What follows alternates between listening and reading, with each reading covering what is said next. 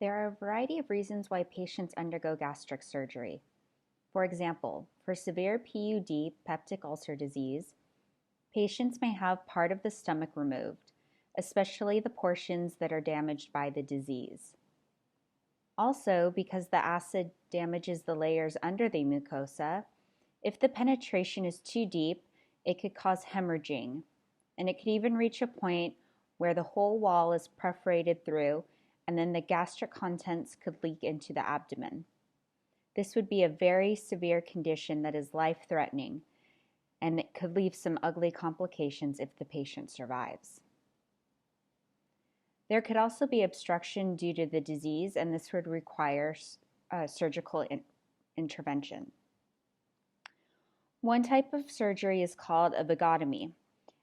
This is where sometimes reshaping the pylorus is done, a pyloroplasty. So if we look at the word here, there is plasty, as in plastic surgery, and this indicates that there is some reshaping going on. And as for the pyloral, for the pyloric sphincter. So when these are put together, this is a procedure where part of the stomach is reshaped. And here, vago refers to the vagus nerve, one of the cranial nerves that goes down to the stomach and is in charge of sending information to the stomach so that gastric secretions can be stimulated when brain receives certain signals. So remember that the damage of the peptic ulcers is done by the acidity.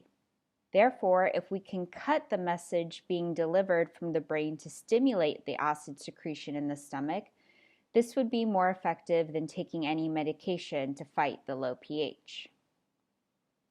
This procedure is very effective, and different surgeries may have different focuses. So it could be a complete vagotomy where they just remove the nerve, or it could be a selective vagotomy where they select which part of the stomach tissue we want the nerve to be removed from. And last semester, I believe that you discussed bariatric surgeries. For example, Roux-en-Y, which involves the reshaping and reconnection of different sections of the GI tract. So please review the Roux-en-Y and other bariatric surgeries that you previously went over. We also have the two Billroth surgeries depicted here. So we have the liver and the gallbladder, and they're intact in both cases, and then we have the pancreas down here. In the case where we see after a partial removal of the stomach, the remaining top half of the stomach is reconnected to the duodenum. And the lower half, including the pyloric sphincter structure, has been removed. So we can see that there. And for Billroth 2, it also involves partial removal of the stomach. The difference is where the top remaining half of the stomach is connected. Rather than connecting the top half of the stomach to the duodenum opening, it is actually connected to the small bowel. The duodenum, which is normally connected to the stomach directly, now becomes a dead end. So this area is now bypassed, even though it is not removed, because they want the bile and pancreatic juices to still have an entrance into the small bowel. This will bring the emulsifiers and digestive enzymes to help the patient maintain normal absorption post-surgery.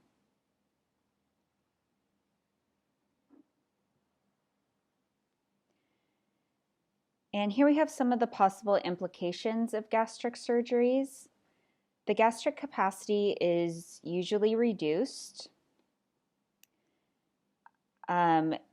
If it was gastric bypass for weight loss or repairment for a perforated ulcer or removal of a part of the stomach that's cancerous, we will usually have a partial or complete removal of the stomach. And also, since the surgeries can affect the pyloric sphincter area or the lower esophageal sphincter, gastric emptying time and transit can be affected. For example, with a normal pyloric sphincter, the delivery of the chyme from the stomach into the duodenum is done in small batches. However, if we remove the sphincter, we could see a dumping effect, which we will discuss more in detail later on. In the previous slide, we just saw the figures of some of the surgery strategies where we see that components of digestion are either altered or lost. Parts of the stomach are removed and parts of the small bowel are bypassed, which will affect digestion as well as absorption. Patients who undergo gastric surgery, even after full recovery from the surgery, may have decreased oral intake.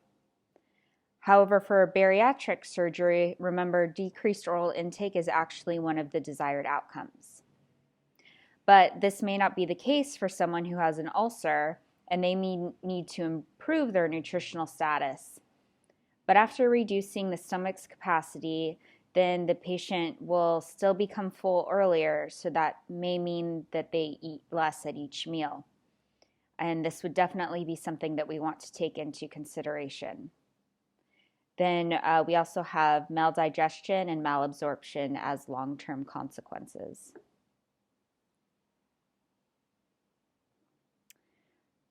So for the nutrition diagnosis, we can have increased energy expenditure. As any surgery, our body treats as trauma. Although, technically it's controlled and we try to minimize any complications, it's still trauma. There is still a blow to the body with things being cut open and removed and or reconnected. For the injury or incision or where things are being reconnected or for stomas to heal, we need new tissue.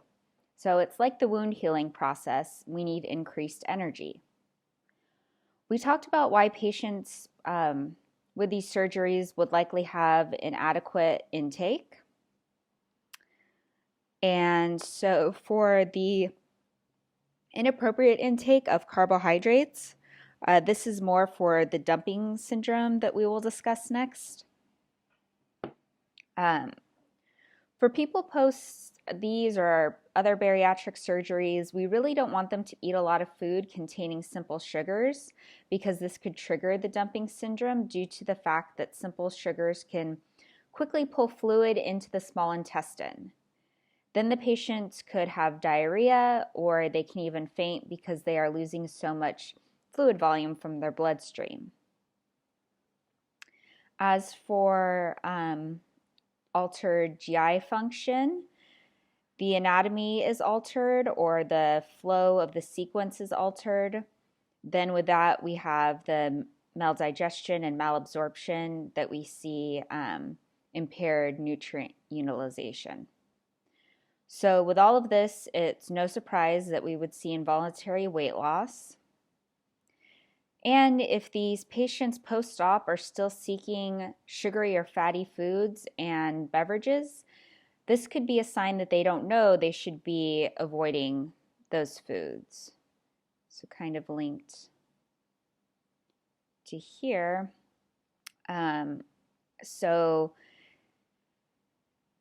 The fact that they're still seeking these foods could be used as evidence for your food and nutrition related knowledge deficit diagnosis. All right, so as we previously mentioned, we'll talk about dumping syndrome now. This occurs in patients whose GI tract have been surgically altered. So some checkpoint that previously existed is now gone. For example, it could be the pyloric sphincter, and then the stomach, if you recall, has a much larger opening that is connected to the small bowel. With this altered GI structure and GI function, if we eat certain foods and beverages that cause an increase in the osmolar load, in the intestine within a short period of time, this will cause a rapid chain reaction response. So in the chart over here, if we eat a meal and it has high fat, high sugar, and then we'll also have the rapid gastric emptying that's caused by the surgical modifications of the structure, then the components of the meal will quickly enter the small intestine. And remember, for osmotic pressure, size of the particles does not matter. It is the number of particles that matter. So if we have a lot of simple sugars in the meal, then there are all these particles that can quickly pull water into the small intestine. With that, we have the intraluminal fluid sequestration. So there's a lot of fluid being contained within the intestine. This can cause the decreased blood volume because the water sequestered in the lumen of the small intestine came out from the bloodstream. So we are losing a lot of blood volume in a short period of time, so we also see hypotension. And to compensate, our heartbeat will increase, so we'll see tachycardia. Again, the hypotension may be so severe that sometimes the patient faints. So that could be another one. See if I can write this out. Faint.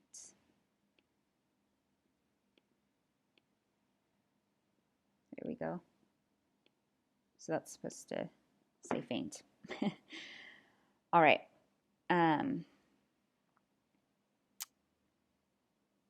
Then again, we also have abnormally high amount of fluid in the intestines, and this can cause bloating, abdominal pain. Eventually, then we'll have diarrhea because of this. And also due to the rapid gastric emptying that does not have the normal control that the patient had before the surgery, it may cause inappropriate gut hormone release. And this can cause the vasomotor and GI symptoms. Also, there is rapid glucose absorption. So remember, there was a lot of glucose, simple sugars that got into our system. And when we have a lot of simple sugars in the small intestine, we want to absorb them. So if there's too much sugar going into the bloodstream too quickly, we will have a glucose surge in the blood system, which is a direct trigger for the release of insulin. So we have the glucose levels elevating very quickly, and then insulin being released very quickly. And with this sort of imperfect regulation of the blood glucose, we may have reactive hypoglycemia. And this could also cause the patient to faint with the low blood sugar level. So this is the damage that dumping syndrome can do to someone. Therefore, we need to educate patients after these surgeries that certain changes are permanent. So they really need to know which foods to avoid and when to stop eating. And if you'll remember, this is kind of similar nutrition education to that of a bariatric surgery patient. So now interventions for people who have had gastric surgery. For post-gastrectomy, so we have ectomy here, meaning surgery which removes something, and then of course gastro is stomach. So for gastrectomy, the stomach was removed. It could have been a partial gastrectomy or complete, so partial or complete removal of the stomach. And after surgery, we want to encourage patients to follow a well-balanced diet that is slightly higher in protein and fat than the U.S. dietary guidelines. So see here, again, we want it to be slightly higher. So we don't want the patient to be following like an Atkins type diet, which is severely low in carbs. We need to monitor and evaluate the effectiveness of the nutrition intervention and really pay close attention to weight change and also for any signs of malabsorption like fatty stools. Again, remember the GI structure and function has been altered, so they may not be able to tolerate certain foods or beverages anymore. And as mentioned, bariatric surgeries were previously covered, so please also review these from last semester. And here's a summary of the nutrition interventions for gastric surgery. They're very straightforward, so please take time to read and become familiar with them. One thing I want to mention is for the vitamin B12 injections, is that they're initiated if the extent of the gastric surgery warrants this intervention. So we know that intrinsic factor is required for vitamin B12 absorption, and it is secreted in the stomach. So if there is a partial or complete gastrectomy, it could significantly affect how much intrinsic factor is released. And then we would need to supply the body with exogenous or an external source of vitamin B12. So if we do not have the intrinsic factor being produced by the stomach, then no matter how much B12 we eat, it cannot be absorbed. And this again is because the absorption of B12 is dependent on the intrinsic factor and its receptor in the small intestine. They must bind before the B12 can be absorbed. And in this case, we are not talking about a B12 oral supplement. We are talking about a B12 injection because it cannot be absorbed through the intestine efficiently, so we have to do the injection to bypass the GI tract.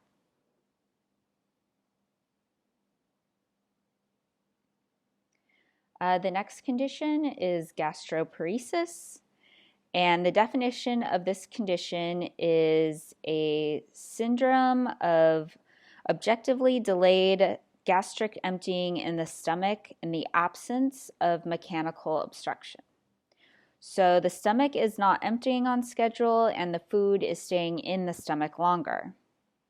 However, we are not detecting any mechanical obstruction. So the flow for the food chyme is still open. We don't have any stones or cancer or anything else blocking the passage. It's just for some reason the food chyme remains in the stomach for an abnormally long period of time. So if we have a lot of food sitting in the stomach not moving down, the patient will suffer from early satiety, and they may become nauseated and vomit and get bloating, all of these that we see here. And because things aren't moving down, if we keep eating more, it's just going to add to the problem. So we know that motility and secretions of the stomach are controlled by a lot of factors, including the nervous system and different hormones, as well as stimulus from food components, either the chemicals or nutrients found in the food. Therefore, abnormality in hormones, in muscle function, or in the nervous system could contribute to the development of gastroparesis. To diagnose gastroparesis, we can use a standard meal that's tagged with a radioisotope. Then we can check what they call the scintillation count and do a gastric emptying test. So the reading of this number would tell us if the gastric emptying is on schedule or if it has been delayed. Again, patients may have nausea, vomiting, early satiety. We just kind of mentioned why that occurs. So to treat gastroparesis, if it is an acute management, the correction involves treating or preventing dehydration as well as electrolyte and acid-base imbalances. These can manifest and progress very quickly. We could also use certain medications to stimulate the stomach, and it would help the stomach increase emptying time and could also reduce nausea and vomiting. However, this is kind of a tricky area because in many situations, the condition of gastroparesis is caused by hormone imbalance. So right now they're actually investigating using those hormones as targets for intervention. So I think, this would be a better way to address it since it's actually getting at what the root cause of the condition is. People suffering from gastroparesis are at high risk for malnutrition. Things are not moving down, therefore we'll see inadequate oral intake, definitely altered GI function. All of these I think are pretty obvious. Then they can all lead to weight loss and malnutrition as described by the position paper. When we conduct our nutrition intervention, we need to modify the diet, and if necessary, we may use enteral or parenteral nutrition. So one thing to think about if we are using enteral nutrition or tube feeding, we need to make sure that the end of the tube is not in the stomach because, again, the stomach is not emptying. If we have tube placement that ends in the stomach, like say an NG tube, then the formula will contribute to the congestion in the stomach. So we need to extend the tube so the ending is maybe like more in the jejunum. So basically if things are not moving through the first stop, we need to go ahead and go to the next stop to where to put the nutrition. Also, eating more frequent meals with low fat, low fiber for quicker digestion, low fat, low fiber are in foods and they're notorious for delaying stomach emptying time since they need more time to be processed in the stomach. If necessary, we may use a liquid high-calorie supplement. This is for reasons similar to those with post-bariatric surgery. The patients would have a need for a high-protein, high-energy liquid supplement. The patient also needs to be educated so that they chew well, eat relatively slowly, and avoid carbonated beverages. So because of the food accumulating in the stomach, the effective volume or capacity of the stomach is already low. And if there's a lot of carbonated beverages being consumed, the CO2 generated from it will quickly use up the remaining effective capacity, and this could further reduce oral intake. So for the same reason, we don't want bariatric patients to be drinking carbonated beverages either. And just a few other conditions to go through. One is stress ulcers. So the first ulcer we talked about was peptic ulcers, which is caused by acidity and infection. Here, when we have stress ulcers, these are caused by systematic stress. So for example, sepsis, shock, burns, head injuries. All of these are considered critical illnesses that will trigger metabolic stress.